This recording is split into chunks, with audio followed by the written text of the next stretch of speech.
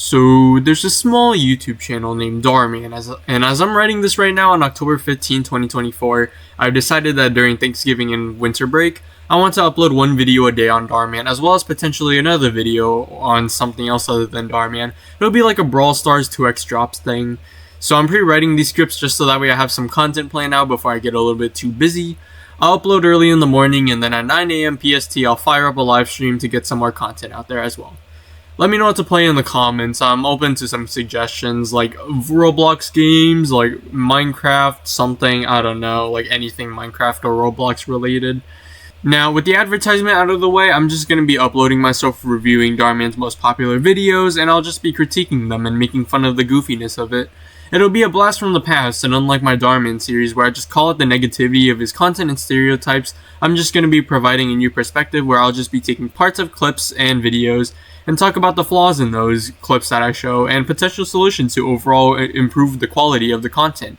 And also, yeah, it is kind of lazy content, but it's more meant to just be like starting content out there, seeing what works, just experimenting with the YouTube algorithm, because I'm still just like a learning channel. I just want to see what works and what doesn't. And no, Dhar Mann is not holding me at gunpoint. I just want to offer another one of the heaping piles of perspectives that are already piling up on Dhar Mann's PR desk. And with that being said, today I'll be reviewing a video called Kids Make Fun of Boy with Autism. They Instantly Regret It. It's got a whopping 66 million views as I'm writing this. I think it's 67 million right now. And it's Dhar Mann's signature piece right here. And since I'm writing this out in a month or two in advance, I'm not sure if I will be using this video in a Call Out Dhar Mann video, but if I do, here it is again. I'm not really going to call it his ableism on this one because this isn't really a calling out video, it's just more of a video to critique his content. And now with that being said, I hope you enjoy the video. Wait! Don't do that! He'll put you in checkmate! Mikey, or at least that's what your name is, I don't remember, that's your name in the DMCU anyways. But my guy, you have 2 bishops and 3 pawns. The other guy has both his knights, 1 rook and 1 queen and 3 pawns. You're cooked. Just resign already, shake your hand, or shake his hand. Get better. This game isn't even worth salvaging anyway, so you might as well just knock your king over or let your brother play the game for you. Yes! Checkmate. I won. What? But how? I told you that was gonna happen. Just stop! You're not smart enough to understand how chess works. Now, kid lost! Damn, bro is molding over a chess game. I don't think I've seen anyone get that mad over a chess game before. But it's also technically your fault, bro. You blundered your queen somewhere and somehow, and basically every other piece. And in all seriousness though, whoever thinks like this? And also, not only that, chess is probably one of the worst games to ever rage at. It's just not a healthy game to be playing in the first place because it's always a 50-50. Like, no matter how good the other person is, there's always a chance for them to blunder. So, and then if you get lucky enough to see that, you'll take advantage of it. There's really no reason to be getting good at chess. Like, chess is an elegant game, but there's no point in molding over chess. Now, the next team to get one right gets the extra credit. Okay, who should we choose to go? Me! No! There's no way you're gonna get it right. You probably don't even know kindergarten math. You're in kindergarten too. There's so many inconsistencies here. First of all, the actor is literally 11 years old at the time of recording this. Mikey's real name is Kaido Lee Roberts and his birthday is on January 11, 2010, so he's actually decently young.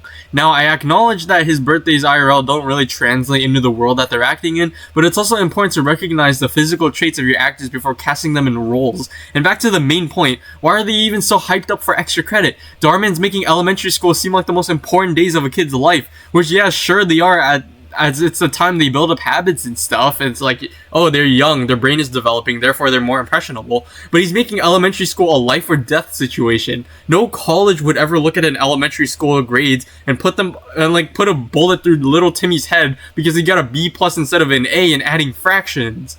Okay? Ready? Set. Go.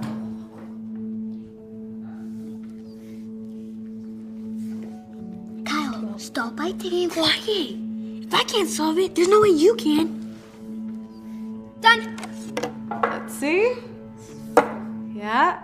Holy smokes, is that vertex form for a quadratic equation? What type of school did y'all go to? Because I sure as hell didn't even learn that until around 8th grade.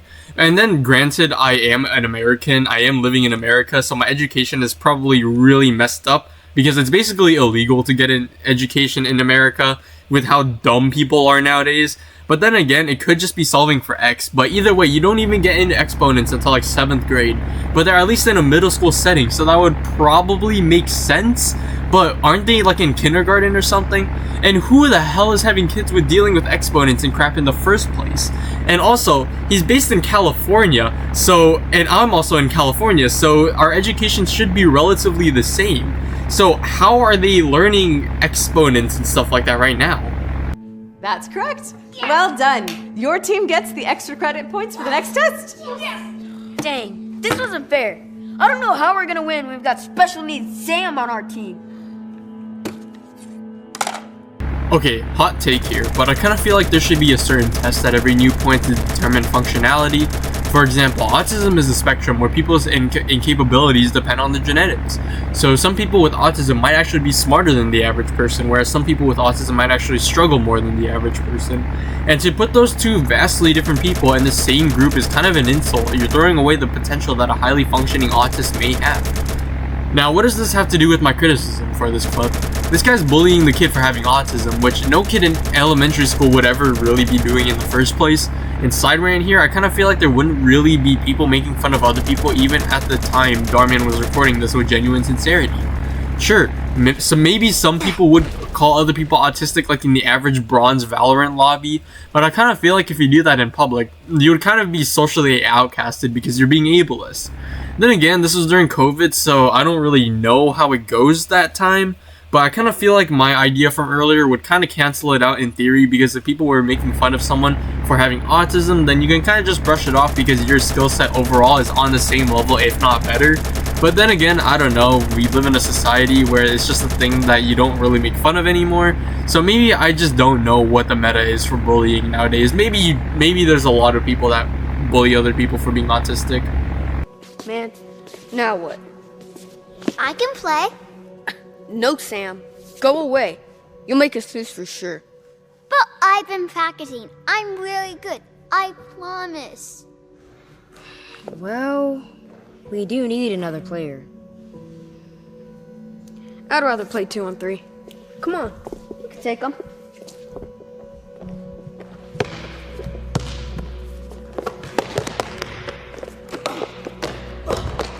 Goddamn, Kyle, you suck! We got Kyle the cunt out here getting monkeyed on by some little kids. You could have faked going after the ball to make them pass and then run the second they extend their arms. That's the easiest way to catch them at that level. But anyways, playing 2-on-3 is not that hard. You're only down one person. It'd be a little bit harder, but it's still doable. But Dhar Mann's just a guy who, whenever he asks if he can join the game, the kids always say, I don't own the game, so he doesn't bother them anymore. And how do I know? It takes one kid to be one, Dhar Mann. It's okay, those stupid idiots don't know who they're messing with. You're the alpha, Dhar Mann, I'm sure you are. Do you know him or something? No, I have no idea who he is. But I'm... A nobody! You're just an autistic kid who'll never be able to do the things us normal kids can. So why don't you just get out of here? Special needs Sam. Kyle, how could you say that to Sam? I was just joking. In my classroom, now. It's just a prank, bruh. Yeah, that reminds me of the insufferable IRL streaming nuisances that always harass other people and then they're surprised that they retaliate. But this is really annoying. Dhar Mann is just really making the over-the-top bully more over-the-top for the sake of being really dramatic, which really affects the way his message gets across. And a way he can solve this is by making this more of like an adult situation, where the adult is like trying to get a job, but they can't because they have autism, but it's not blatantly shown through a supervillain thing. They're more of like an outcast.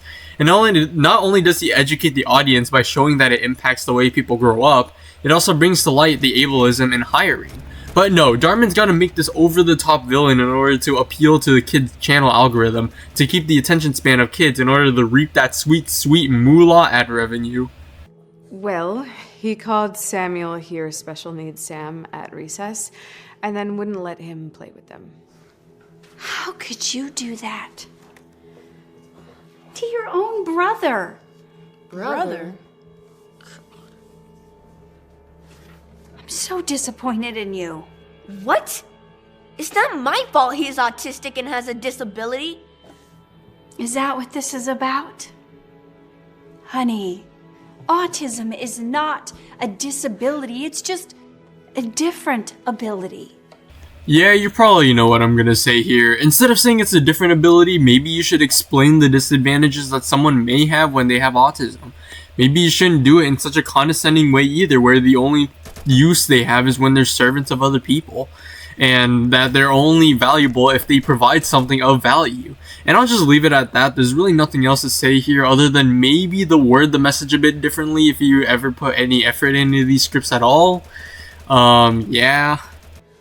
You'll see. Starting today, I want you to include him in every activity. No way! That's so unfair! Oh, well, it's either that or be grounded for a month.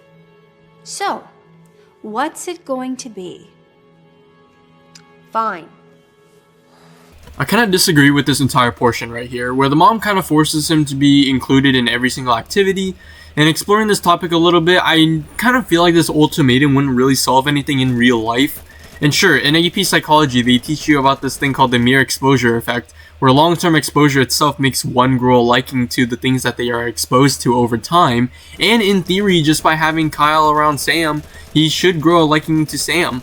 But that's not really the case, because this effect is definitely going to be overridden by the association effect. Since Sam is now being associated with bad and punishment, Kyle would be more naturally repulsed by Sam, who now has a negative connotation to him. So thanks a whole fucking lot, Sam's mom. You did really well.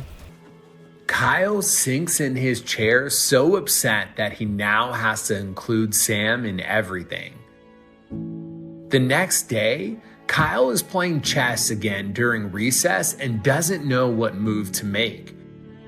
When Sam offers his advice again, Kyle hesitates. But remembering the words of his mom, he takes Sam's advice and ends up winning the game.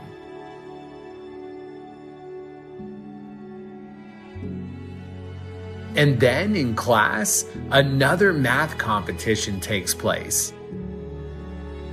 Except this time, Kyle chooses Sam to go answer the last problem.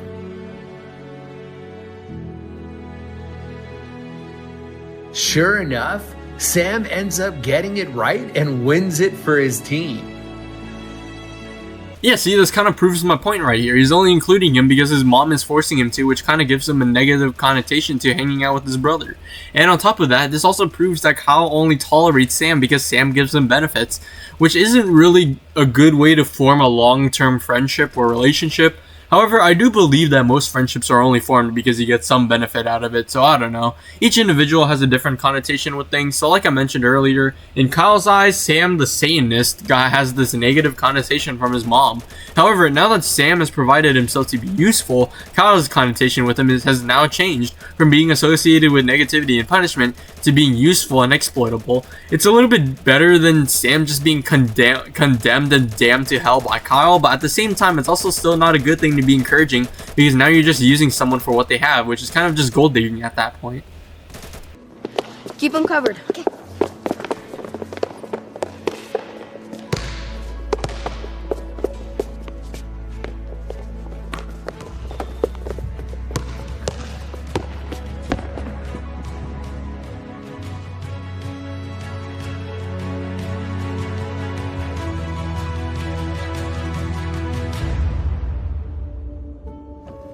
You made it! You did it!